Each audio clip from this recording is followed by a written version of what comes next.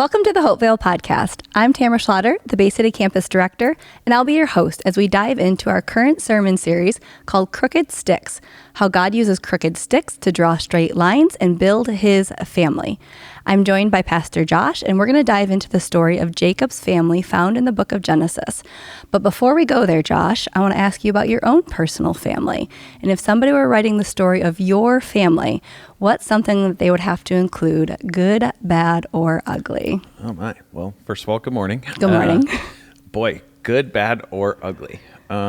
I don't know. There's lots of stories. Am I going to my brothers and like? I mean, there's growing 7 up? boys in the Yeah, family. There has to be something there. We did share that on Sunday that there are 6 more of me, as it turns out. Boy, I think if I were, there's a million different directions that I could go. I think if I were to boil everything down to like one word, it would be the word competition. Okay. So 7 boys. Yeah. Everything was a competition in my household growing up. We were constantly playing sports or games or any of those types of things. But then we also would play games where whoever lost then had certain chores. Yes. Or, you know what I mean? Like we were never allowed to like, gamble or anything like that, but we were allowed to, I guess, gamble with our chores or responsibilities and those sorts of things. So it did not matter. And then I would say the other thing is,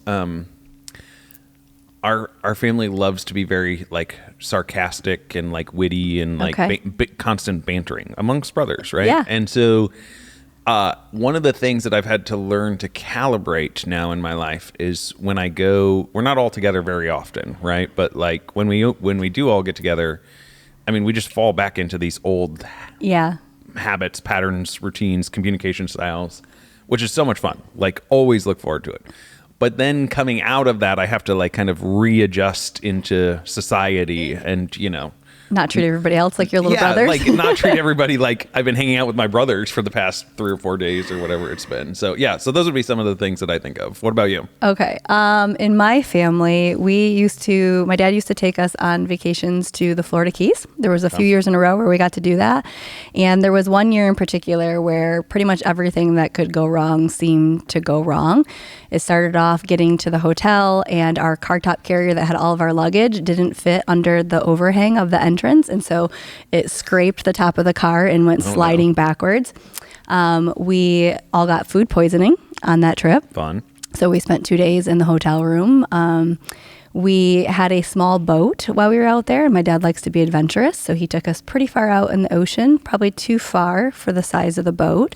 And we're getting kind of swallowed up by the waves, and the boat won't start. But the radio turned on when we were trying to start it, and the Titanic song was on.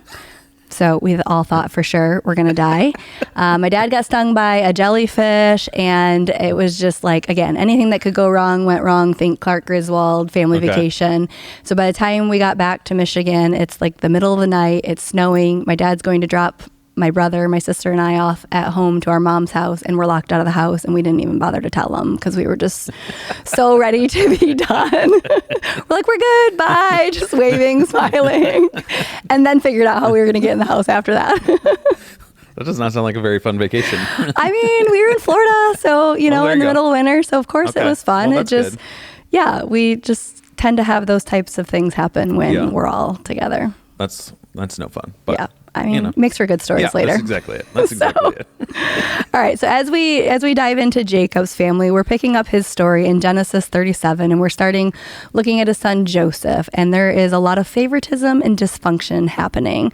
So what forms of favoritism might show up in our modern families or even in our churches? Oh boy. I suppose a lot. I think favoritism, or what was the other part you said? Like favoritism in modern families or in churches in general. Yeah, either way. I mean, we're not handing out colorful coats. Right. So where would you see an example of something like that happening in a modern family? Yeah. I mean, I think it probably does happen in modern context. I actually really think, though, part of the story is that Jacob is doing it in an extreme way, right? And I tried to kind of highlight that during the sermon of this is not just, favorite child gets extra brownie or even a car for their 16th, Right. or no one else did, or something along those lines. And so, yeah, I think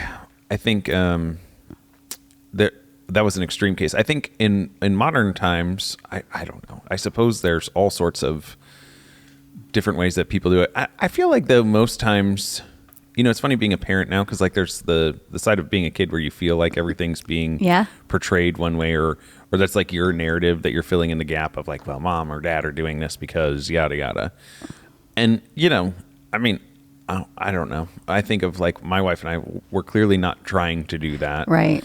There's also more to the story that our kids don't know all the time, right? And then just thinking of like conversations with friends or families or all of those sorts of things. Like I do feel like most of the time people are genuinely trying to love and care for their families in a fair way. And sometimes though there's some circumstances where things get really tricky and they're hard to navigate. So that was a long-winded answer. I don't know if I have any like specific things of ways that people are doing it. Do you have ideas of? Well, have you gotten to that stage yet with your kids where they're asking claiming someone's the favorite? Are they old enough to where you're getting into that? We don't have I don't know. We don't have the favorite thing. I mean, my daughter sat in the sermon yesterday, and she did write that she was the favorite on her notes. She takes notes.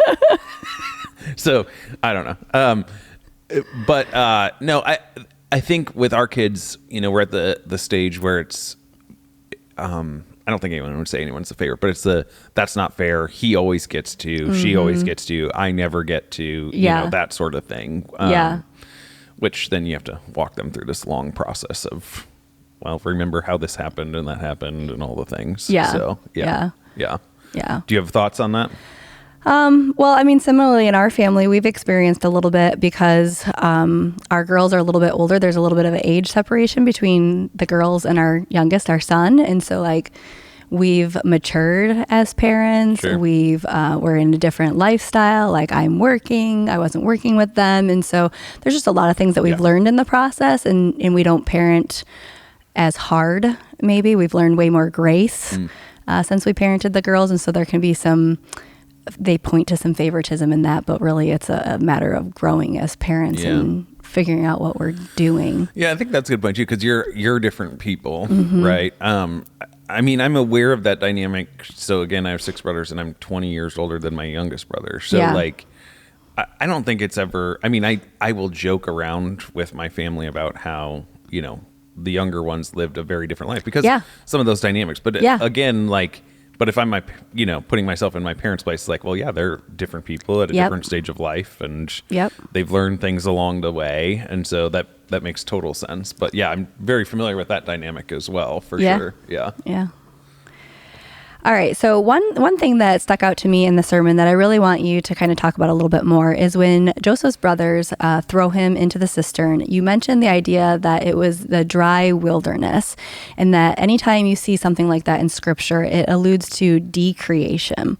Now that word just came up in my vocabulary probably about 2 years ago in relation to the gospel. I'd never heard it before that way of creation, decreation, recreation. So can you tease that whole concept out for us a little bit more and how it relates to like the full gospel? Yeah. I think like a standard way of telling the biblical arc and the narrative is to say it's creation, fall, redemption, new creation. Like that the whole Bible kind of falls in those 4 acts, if you will. Another way of talking about it is that word decreation, right? And it's using that idea. It's taking that second part. So we go from creation to fall. It's kind of just working in that space. It's doing work in that second space of saying, okay, so the scriptures start with all of this hope and imagination of what can be. We have these image bearers of God that are supposed to be the hands, eyes, ears, mouth, nose of God, literally the physical representatives of God living in this good world that he has created. And then we do have where sin and brokenness and the fall happens. And so again, that's just another way of saying like decreation, right? So the opposite of what was supposed to happen. We were supposed to be the ones who had this vocation where we go out and we are creating and building and doing all of these things. But then what happens is we turn inward, we become selfish, we become self-seeking, all of these things. And that's the moment of decreation. So again, it's just like this way of kind of talking about what is happening. And I think it's helpful language because it just gives, at least for me, I think what it does, and I don't know what it does for you, but like it gives me a little bit more imagination to see how this is kind of a story that's being played out. And it helps me identify myself in the story, right? So we even talked about in the sermon.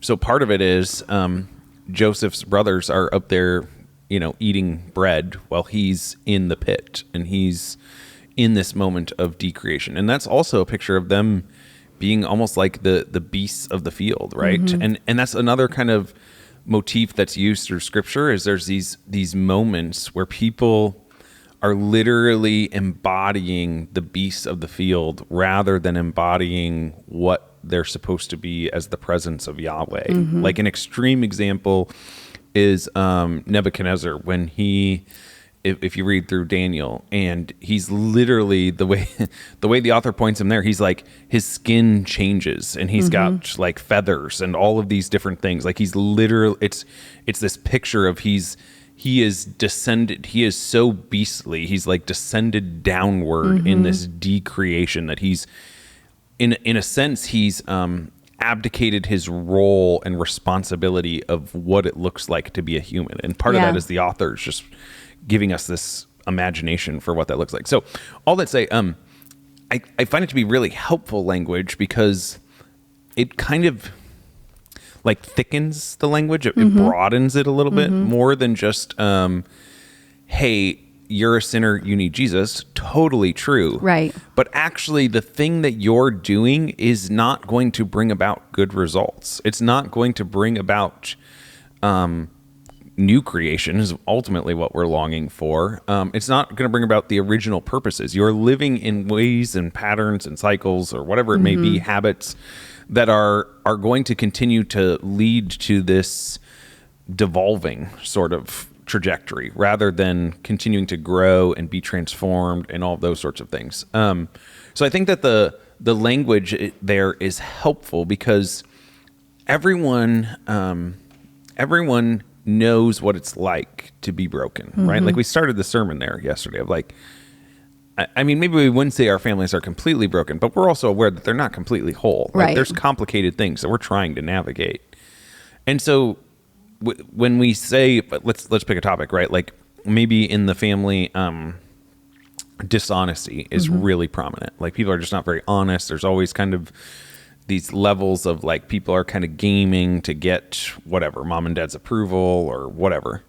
That would be another way of talking about that is like, yeah, it is sin, but also this is decreation. Right. And look at what it's doing. Right. It's not bringing about wholeness and health for everyone. It's bringing about hostility and animosity and division. And now look at all the energy. We're all trying to figure out what that person actually means by what they're saying. You know what I mean? Like, as opposed to like, what if we had an imagination for new creation? What if we were just like people who spoke the truth in love? And what if we had grace and space for like, we can come when we are broken or have problems, and that's okay. You're welcome here. You don't have to put on a whole front, right? Like, so there's just these pictures of like decreation and new creation, right? And so I think another way that we could talk about it is and we're going to get to this this coming week in the story and throughout the story, but what happens in the biblical arc is you have creation, and then you have decreation or fall, whatever that is, and then so another way of saying this, and then you have redemption and new creation. But another way of saying this is what you're going to find in the story is you have creation, and then you have the human failures, right? Which leads to the decreation, and then the way, like that's just this vicious cycle that people get stuck in. But the way out of that, the path I think out of that is either someone who is willing to be sacrificed, or someone who's willing to confess and create a new pattern for the family moving forward, for the individual, for the organization, for the whatever, right? And so we're going to see that, I mean, not to give away too much, but that's what we're going to go into, is we're going to see this play out with the family the next week. But I think that's true even in all of our situations, right? Like, let's think of maybe a marriage, right? That's just really struggling to communicate, struggling to get by, feeling like they're at each other's throats, all of that sort of stuff. Those would be signs of like decreation and failures. And so what we need is someone with, and that's the beautiful thing too. Like, to start the process, it doesn't seem like everyone in the biblical story. It just requires someone who's willing to sacrifice, someone who is willing to say, you know what, the reason, like, maybe, you know, if it's me and my spouse, right? Like, hey, we have this conflict, we're constantly at each other's throats, all this sort of stuff. I probably have a part in this to play, but I'm ultimately not going to hold you accountable, and I'm going to choose a different path, or I'm going to choose to respond in grace, even though everything's rising up in me saying the way that I was just treated was incredibly wrong, or you know, all of those different things. So, like, again, I would just want to give imagination for, and I think that's the power of the gospel, right? Of like, this is the story of Jesus, is he's the one who comes and he enters in, and he's the one who's willing to be sacrificed in that case, and present this kingdom that we're now able to live into, that we don't have to live according to the old and the brokenness and the realities of the fall. They're still present here. Right. As we will say often around here, there's this reality that we're in the already not yet, where the kingdom is already here and available. It's not fully here. But those are the dynamics that we're talking about. And this is like that's a framework that you're going to see over and over again in scripture. Is it's this narrative arc that's happening, and it's all pointing us to Jesus and the ultimate. So all of these are like little stories that are kind of offshoots or pointing to this bigger meta story that Jesus comes as the incarnate one in the flesh to rescue and redeem his people. So yeah, love that. Thank you for diving into that.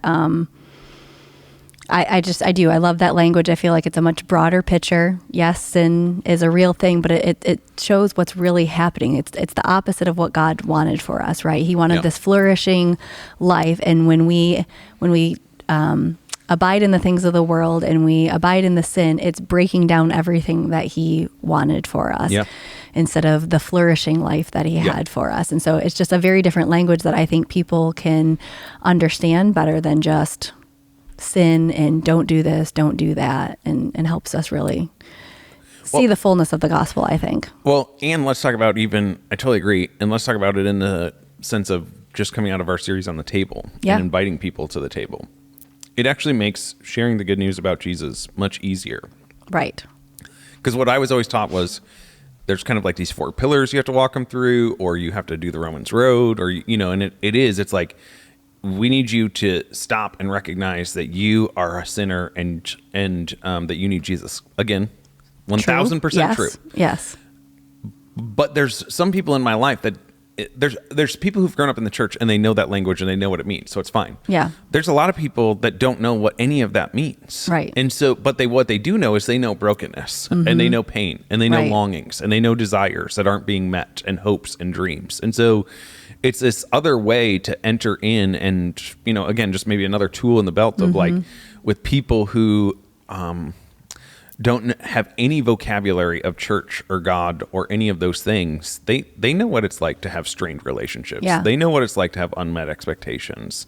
Those are all moments of, again, brokenness, decreation, whatever, and you can point them to. I wonder what Jesus would have to say about that. I wonder what life in the kingdom would look like. Yeah. And that's where we experience healing and wholeness. Yeah, so we're inviting them to a different story of saying it doesn't have to be this way. And you even said that yesterday in your sermon. Whatever your family story looks like, it doesn't have to be this way. But if the sins aren't dealt with in one generation, then they just get handed down to the next. So part of that is stepping up and dealing.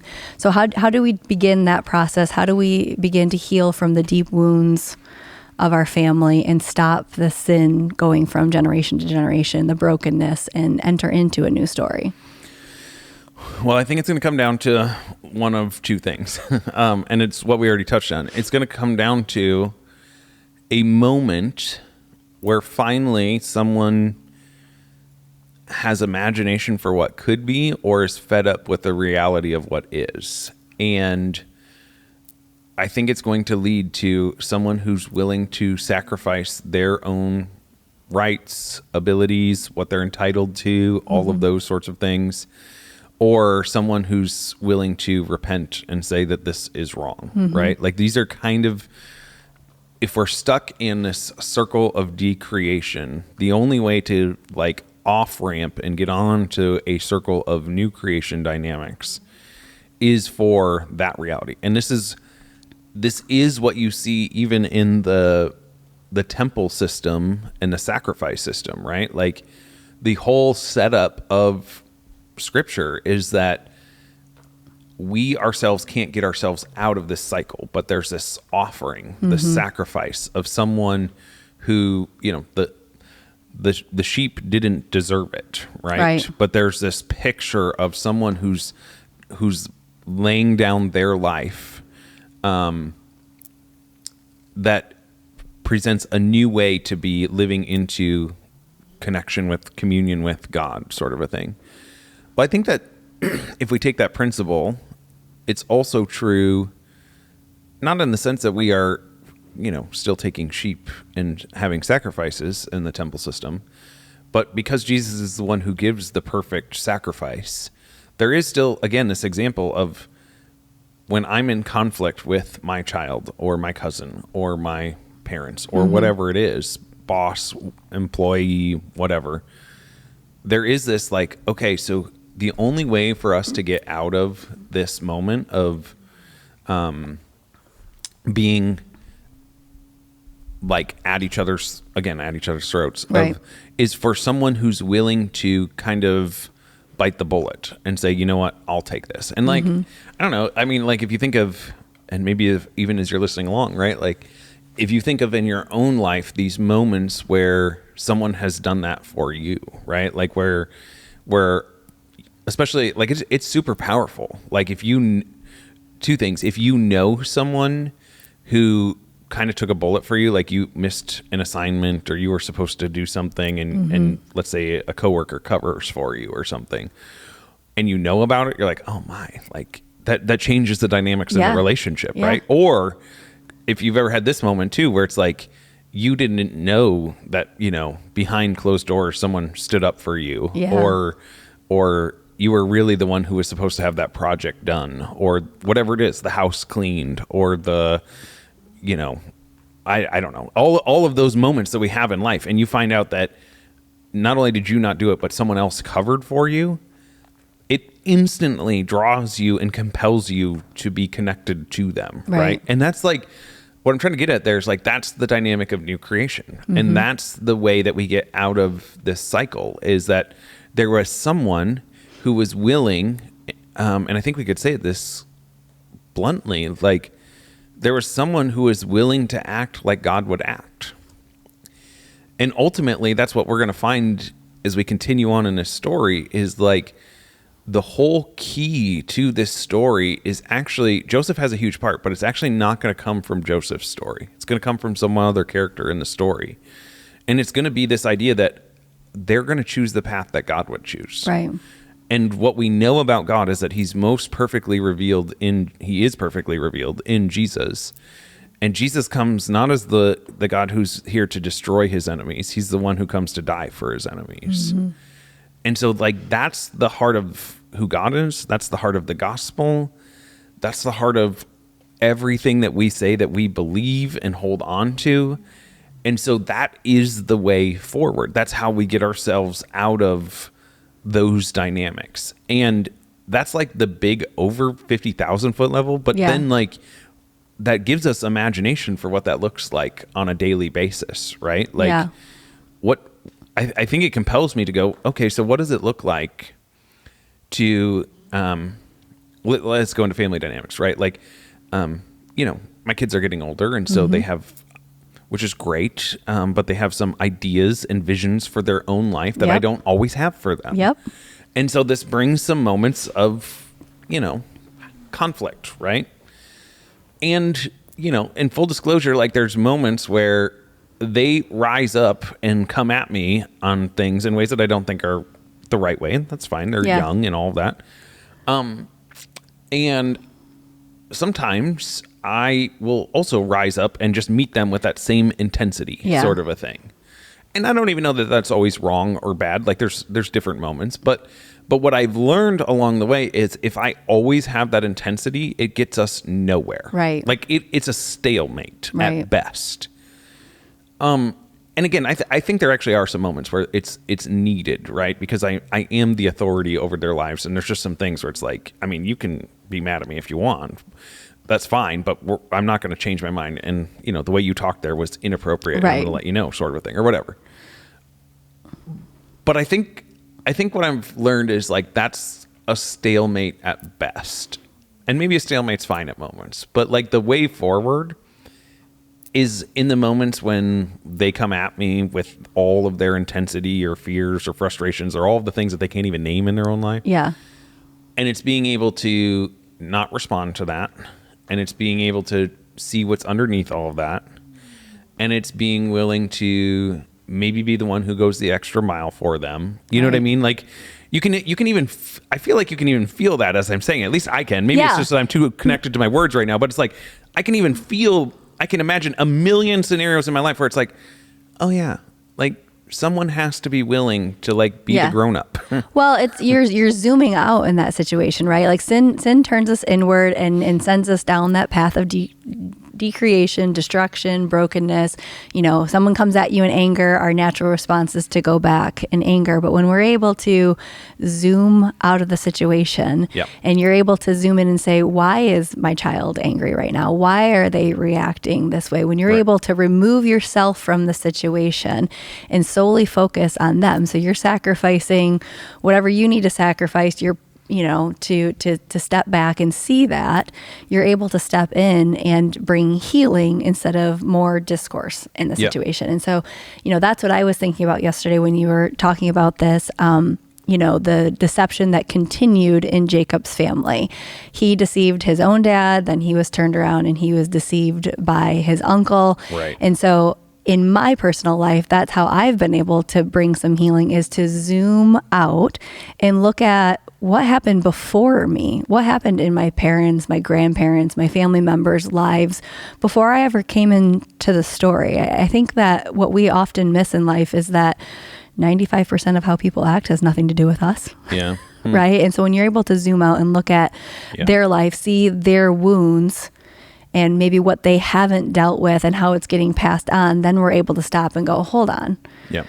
Let's not continue this. Let's bring healing. Let's bring peace. Let's bring forgiveness. And so, we pick up Jacob's story in Genesis 37, but it really starts in Genesis 25 with all of those other things that are happening in his life. And if you pick up in 37 and see all the favoritism and everything, you're going, what the heck is going on here? Why is he doing this? But if you backtrack, you're like, oh, he's just following the same patterns that have been handed down. As you were saying all that, I was thinking of even how our counselor friends would talk about the way that they would talk about it would be, you have to be able to differentiate yourself, right? And not get caught in the emotions, the antagonisms of other people, right? And so there's a way that you can still, like what I hear you saying there is like, there's a way to, once I step aside and I'm not going to be deregulated by my kid, my spouse, my mom, my dad, like whomever it is, and I can just kind of observe and pay attention to what's happening. Oh, okay, I don't have to respond and meet this intensity or meet that accusation, or you know what I mean? Like that's clearly not true. That's clearly telling me something more about them than it is about what happened in this situation, sort of a thing. I think that's exactly how change and transformation comes about too. Someone has to be willing to do that. Right. So. And a lot of that comes from finding your identity in Christ. You're able to surrender so much more when you find your peace and your wholeness and your identity in Jesus, then you're not so much concerned about what other people think about you, what they're saying about you. Because if you're in Jesus, you have nothing to lose. Right. Everything's already signed, sealed, delivered, sort of a thing, right? So it's like I love that, because that's exactly it. Once I get down to like core principles of who I am, then it's like, okay, like worst case, they go on spreading lies about me to the rest of the family or whatever. Like, first of all, it's not true. That's not who I am. Yep. You know what? People lied about Jesus. Yeah. That's fine. and it's not that easy. And he didn't, it's not that easy. But he never justified himself. He didn't answer, right? Yeah. You talked about this before. He asked how many questions? Over 300. Over 300 questions, and answered how many? 3 to 4. Right. And so he stood there accused, and he did not justify himself. Right. But we feel like we have to. But he was so secure in who he was in the Father that he didn't need to answer their questions. It's beautiful. All right. So if we wrap all of this up, what is some advice that you would give to Jacob's family? Advice I would give to Jacob's family. Boy. Can I flip the question a little bit here? I think Jacob's family is gonna get there. Yeah. And they're gonna find it out how to handle this.